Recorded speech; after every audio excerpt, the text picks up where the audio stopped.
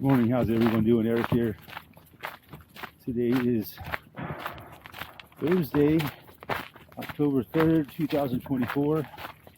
And a gorgeous early October day up here, Gilpin County, Colorado. And kind of a sad video today. I got a call yesterday from a friend of mine telling me that my Uncle Marty is in the hospice, about to die. And so yeah, kind of messed up about that this morning, so I thought I would maybe make a video and talk about it a little bit. And I probably should go and see him, but I really just don't want to subject myself to that right now, man. It's just too late, man, you know. I'm gonna go see a guy I just found out about it. I want to go see my uncle, just about to die, you know. He's got a son with him, I'm sure. And so, but yeah, I feel bad, man. You know, and I haven't spoken to him in 10 years. And I don't know if he's still alive or dead this morning, but I imagine, you know, here goes a bulldozer.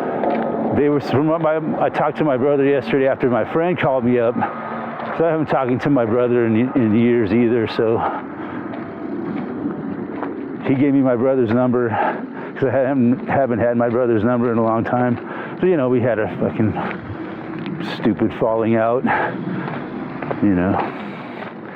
And anyways, yeah, I talked to him, and where was I? A lot of road work going on here.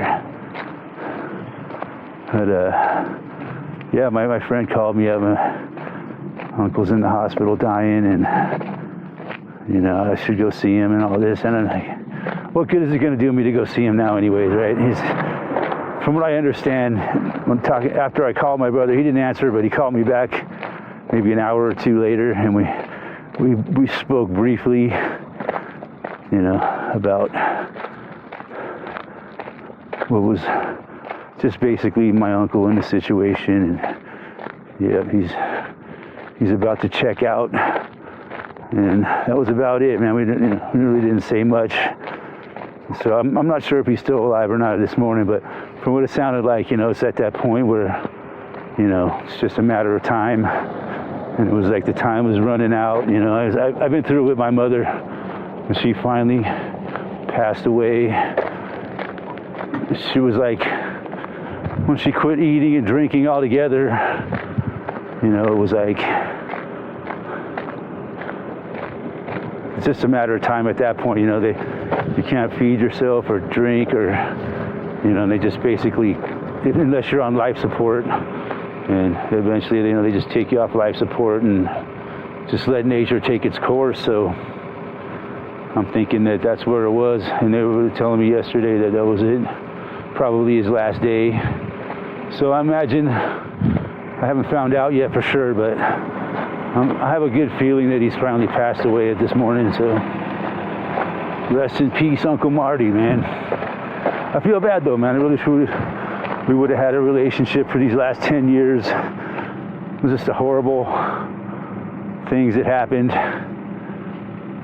and we had our parting of the ways. It was bad, you know.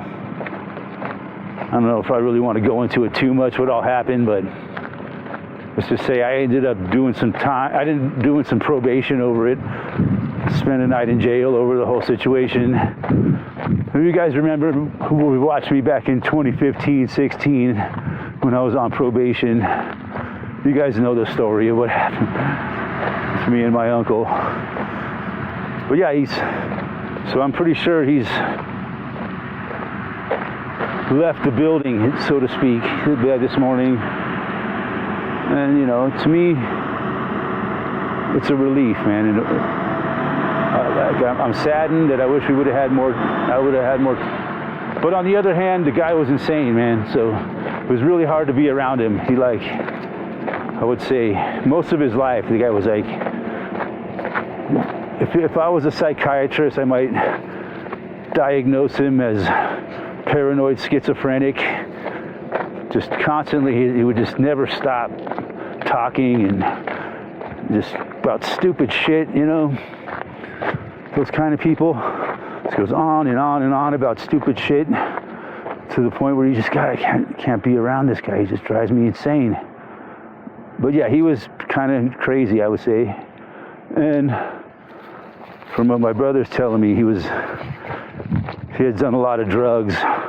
So like since last time I seen him like 10 years ago, I can't imagine what he went through, man.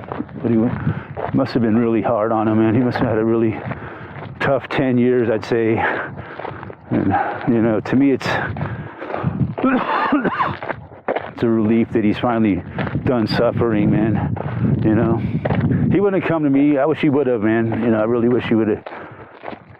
Because there was at a point, you know, you just forget about what happened in the past, and, you know, I really would have liked to have helped him. And shit, I can't even help myself. But anyways, yeah, I thought maybe just making a video here about it, talking about it, help get it off my chest, man. You know, it's a relief, man. I'm glad. You know, congratulations to him, man. He fucking made it, man. He made it through this life. You know, no matter how. And then he went through a hard time, man. You know, like the last 25 years of his life or so was really tough, man. I mean, for his younger part of his life, he did really well. He did well, you know. He went to college. He had a pretty good career as a commercial carpenter. You know, he worked on commercial buildings most of his life, and you know, was a welder and stuff like that. But he was a really smart guy, man. In his younger years, he owned his own house, and then about in his 40s, you know, he was trying to help his son out. So he fucking mortgaged his house. He like got a second mortgage on his house and ended up, you know, having this huge fucking house payment. And when he had his house all paid off and everything, but he wanted to help his son go to college. So he ended up fucking getting a loan, you know, a mortgage on his house so he could send his son to college. And that's ended up, you know, he got older and could no longer work, and kind of like the situation I'm getting into now, where I can't fucking find work and shit. And I answered an ad yesterday. I don't think I'm going to hear from the person. It's weird now. You see, if there is an ad on Craigslist and you answer it, you don't get a reply back. It's really strange. So I've heard a lot of people talk about that. But anyways, my uncle. So yeah, I forget what I was talking about with my uncle, but his son, and I just hope that he finally got out of here, done suffering, and I'll find out a little later when I get home, make a few phone calls and find out if he's, but you know, I kind of feel like an asshole for not going to seeing him, but on the other hand, I just don't really want to subject myself to that, man. See him at 73, I guess he was 73 years old. He was born in 1951. So I'm not sure if he passed away yesterday or not, or if he's still with us today, but from what I hear, it's just, he's in a hospice, you know, they pulled the plug on him pretty much, and they're just letting nature take its course. So it's pretty much over for him, from what I understand. And, you know, I can't really feel bad for the people who die. I think it's good for everybody with my uncle, even his son and everything, you know. This is just a relief. The man is no longer suffering, man. And he went through a hard time, like I was saying, man. Lost his house to send his son to college, and he never really recovered from there. Just his life got worse and worse. He became homeless. He was staying with us for a while until when my stepdad owned my house, you know, before he passed away. And he was just driving my stepdad insane. That was the problem. That's why I had to try to get him out to leave, because my stepdad would, you know, he was really stressing him out. You know, he was really old, And Marty was just really, so it was a bad situation, man. I felt bad. And that thing that happened that night was just really bad. I was drunk out of my mind, kind of, and my uncle pissed me off and ended up in jail. Let's just put it that way. But I didn't touch my uncle. I didn't lay a hand on him, man. There was no violence whatsoever. But I still ended up going to jail. So anyways, yeah, then I just thought I would talk about that a little bit this morning. Say rest in peace to my Uncle Marty. And he was like a hero of mine as a kid, man. I really looked up to him for most of my life, you know. And then as I became an adult, man, things just got weirder and weirder over time. And he just went totally insane. Lost his mind, and gosh, I can't imagine. I know he was doing meth. My brother was telling me he had a stroke, he was doing meth. And we're talking about in his 60s and into his 70s, you know,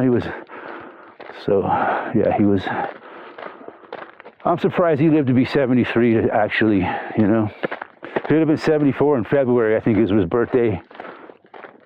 So, yeah, I'm surprised he made it that far, man. Most people, he was a tough motherfucker, man. But people in his situation probably wouldn't have lived as long as he did. I don't think I'm going to live as long as he did. You know, that's not that many years for me, but in this world we live in today, man,